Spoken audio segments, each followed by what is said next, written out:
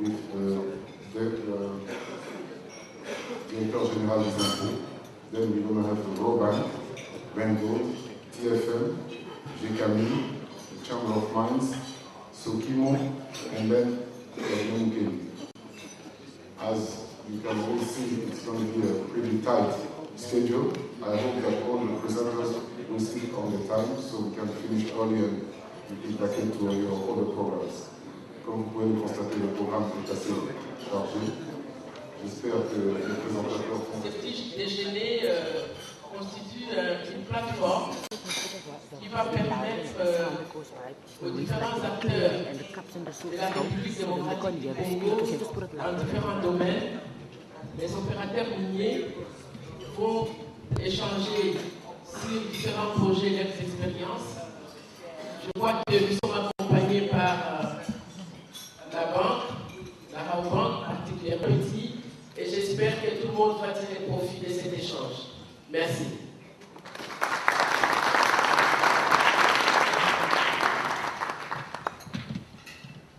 À présent, le directeur général du cadastre minier, Jean-Félix Coupa. Merci beaucoup du domaine minier. Et cette fois-là, il y aura beaucoup d'explications à faire parce que tout peut être observé de vos bureaux, de chez vous, à partir de ce site web. Ces sites web indiquent tout. Et la situation actuelle est telle que le domaine minier concédé comprend 3089 titres, dont 2996 permis d'exploration et 429 permis d'exploitation. Et à côté de cela, on a 341 000 km² de zones de réserve géologique et au total 27 443 km² de zones d'exploitation artisanale. Et ces domaines dégagent trois options d'accès aux ressources actuellement en République démocratique du Congo. La première option sur le domaine concédé, c'est le partenariat B2B entre privés bien entendu. Et la deuxième option, c'est le partenariat public-privé qui peut se faire à travers les contrats d'option et les cessions ou amodiations. La deuxième option, c'est sur le domaine réservé, ce qui est peut-être très important.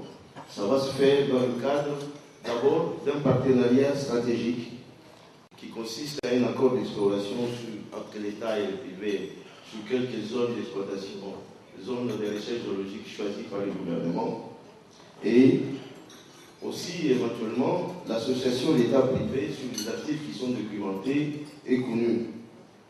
Enfin, la dernière option, c'est sur les espaces qui sont encore libres. Ça représente à peu près 60% du territoire national, dans lequel il faut en effet les aires protégées, qui ne représentent qu'à peu près 10% du territoire national, ce qui fait à peu près 50% des territoires qui sont libres, sur lesquels s'effectuer essentiellement des projets en grassroots. Et dans ce cas, il faut recourir aux procédures de demande. Et là, c'est le principe de premier venu et premier servi qui sera appliqué, bien entendu en tenant compte de la capacité financière et technique éprouvée des opérateurs ou des requérants. Donc, comme je vous ai dit, il n'y a pas beaucoup à dire actuellement sur le domaine minier, parce qu'à partir de cette année, vous êtes capable de suivre ce domaine à partir de chez vous, de vos bureaux, de vos maisons, et vous pouvez voir la situation de chaque titre. Si on peut faire une petite démonstration, cherchez les titres de la GCAMI. La GCAMI peut le faire à partir de chez eux, n'importe. Et là, en un clic, vous avez tout.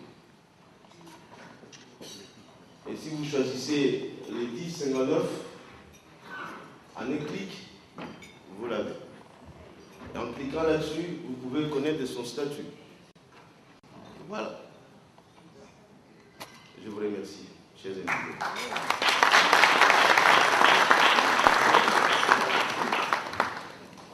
À présent, c'est une première. Nous allons inviter le directeur général des impôts de la République démocratique du Congo pour en mot de ça.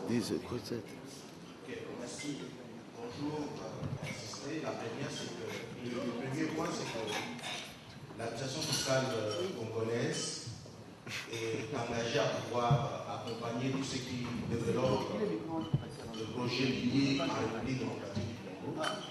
Et cet accompagnement passe notamment par la mise en place d'un cadre de concertation permanent pour permettre des échanges. Et également, nous voudrions vous annoncer que dans les cadres des efforts justement d'assainissement de l'environnement fiscal à la République démocratique du Congo, il y a certaines mesures importantes qui ont été prises et qui devraient favoriser en fait le développement des activités minières à la République démocratique du Congo. Il s'agit notamment de deux mesures importantes. C'est que dernièrement, le gouvernement a dû décider d'une baisse assez à l'effort dans la mise en œuvre de nos investissements. Et nous voulons qu'il y ait véritablement un dialogue pour rencontrer les différentes préoccupations, parce que le secteur minier, c'est un secteur important pour notre pays, et il est important que nous puissions nous investir effectivement pour qu'il puisse se développer. C'est ça le petit mot que j'avais à prononcer. Je vous remercie.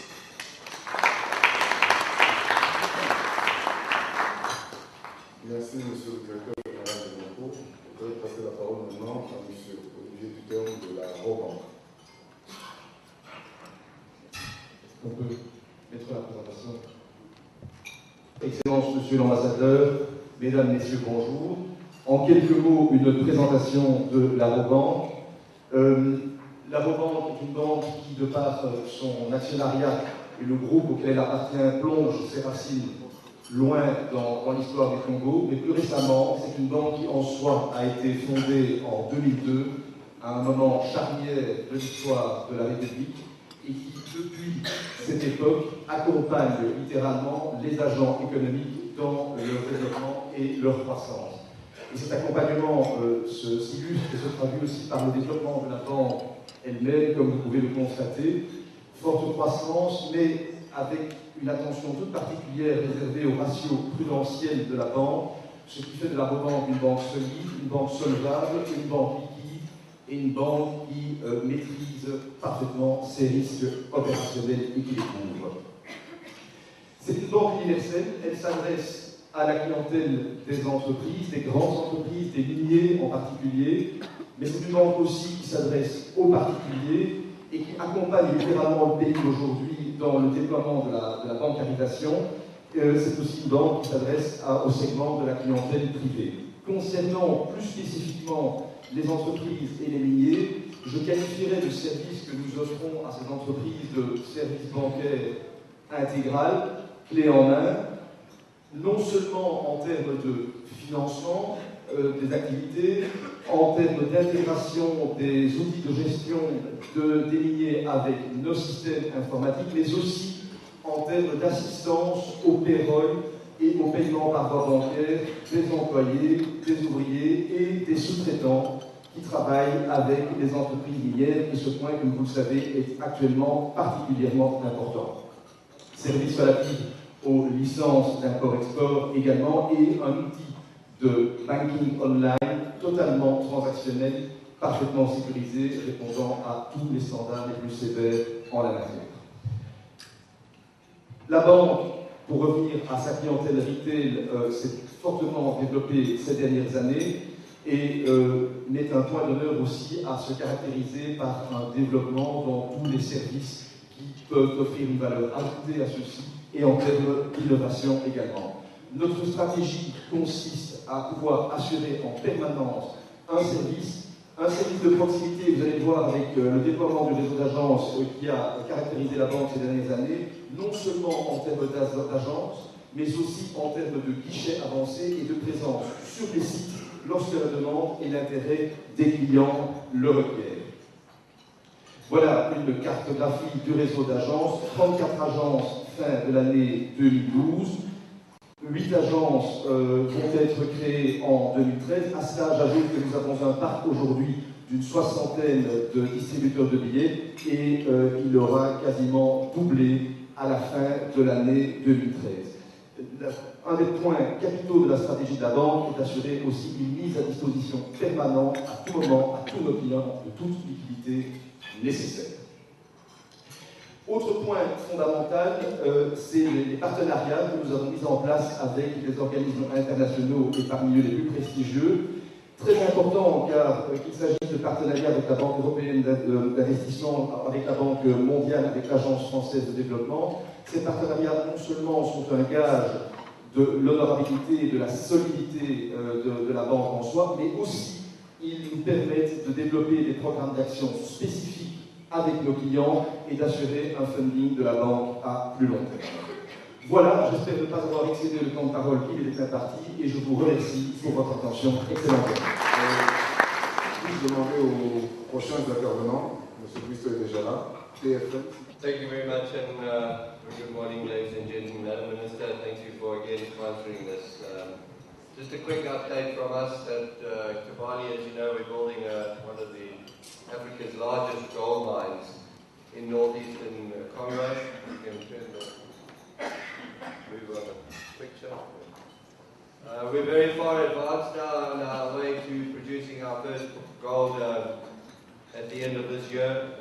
On the mining side, we have started stockpiling the first ore from the open pit. We're about 100 meters down on each of the declines, and we've just finished the box cut for the first vertical shaft. So mining is progressing on plan. You can now see the emergence of the processing plant. This mine will produce between 550 and 650,000 ounces every year for the next 20 years. So it's a pretty big installation. Total capital $1.7 billion.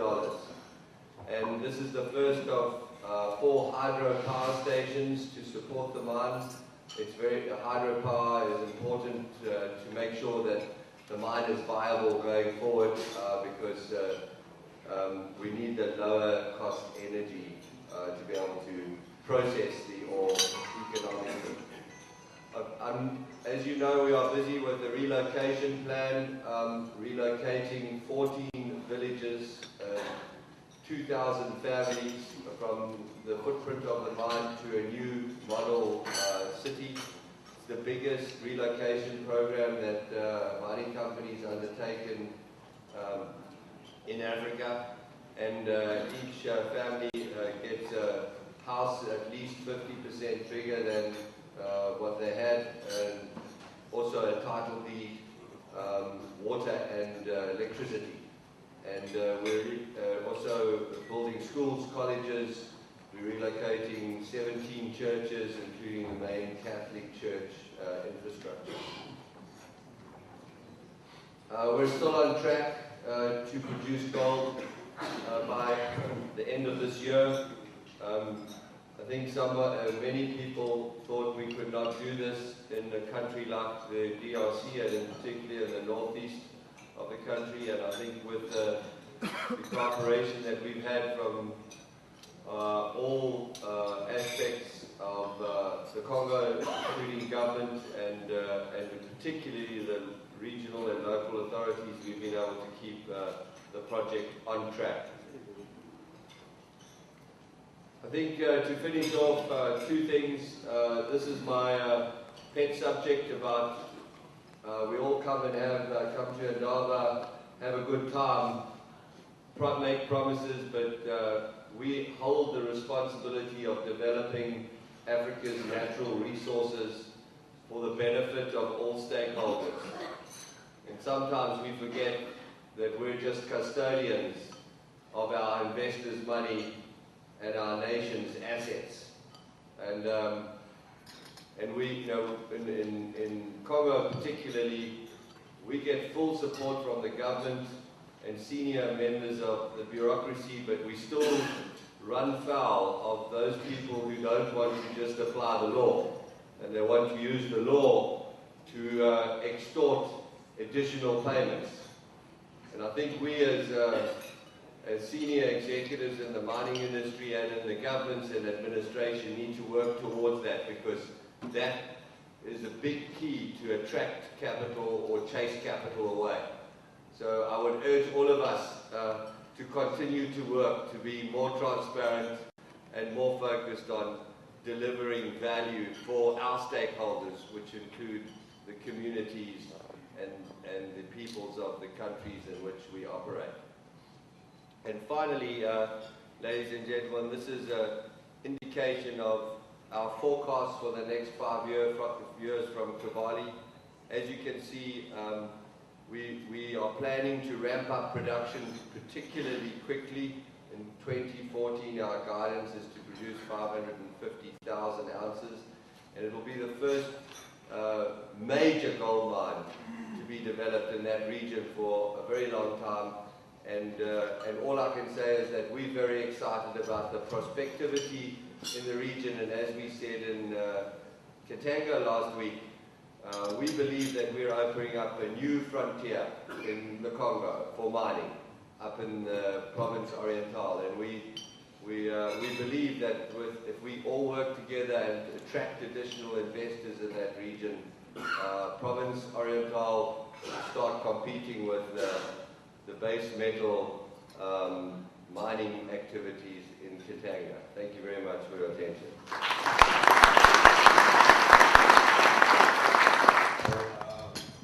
The company I'm going to talk about today is Tenke Fungurume Mining, which is also known as TFM. It's an affiliate of Freeport-McMoRan Copper and Gold, which is headquartered in Phoenix, Arizona. And Tenke is located about 120 miles northwest of Lubumbashi in the Katanga province. And as you know, this is a historic copper producing region of the world. And we have a successful story, and one that shows that it's possible to invest in the DRC. It's also important to note that we continue to maintain a very successful partnership with the DRC, and that Gécamine, which is a state-owned,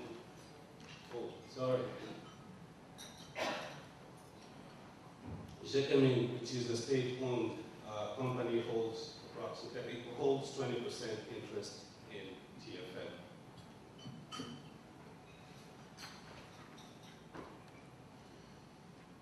During the first phase of this project, we invested over $2 billion and built what can be described as a world-class facility. The current operations provide full-time employment to more than 7,000 employees and contractors, and approximately 98% of our operational employees are DRC citizens.